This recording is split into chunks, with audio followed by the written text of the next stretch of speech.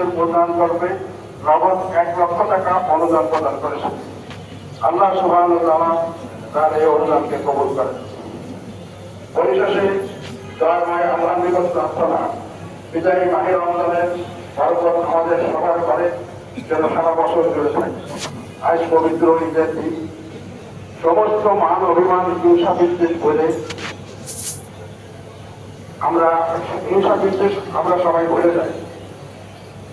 পারস্পরিক সৌহার্দ্য ও সমৃদ্ধি আমাদের সকলের মাঝে প্রচিত থাকুক, এই কামনান্তে আবারও সবাইকে জানাই ঈদ মোবারক।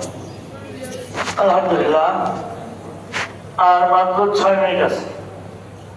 আমি 6 মিনিট নামাজ যথাসময় দেওয়া হবে, এই জন্য যে আমাদের আরেকটা জামাত হবে। প্রথম নম্বর অনুরোধ করবো যে নামাজের পরে মুসাফা মুআনাকা করার জন্য আমরা সময় ক্ষেপণ করলে পরবর্তী মুসাল্লিদের এসে বসতে জায়গা নিতে কষ্ট হবে।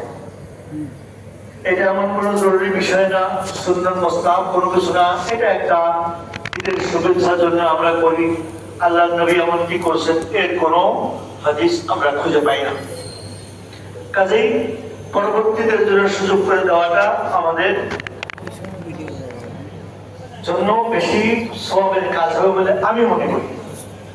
কাজেই আমরা এই জায়গায় ওইভাবে লাইন দিয়ে ভিড় না করবো না। এর চেয়ে গুরুত্বপূর্ণ একটা কথা, জুমার নামাজে আগে খুতবা হয়, পরে নামাজ হয়।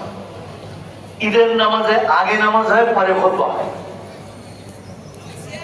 কিছু মুসল্লি ভাইদের এত ব্যস্ততা হয়ে যায়, খুতবাতে কয় মিনিট লাগে আমাদের? 2.5 মিনিট, 2-4 মিনিট।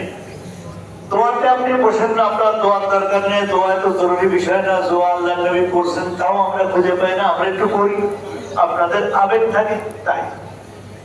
কিন্তু নামাজটা যেমন ওয়াজিব, খুতবাটা শোনা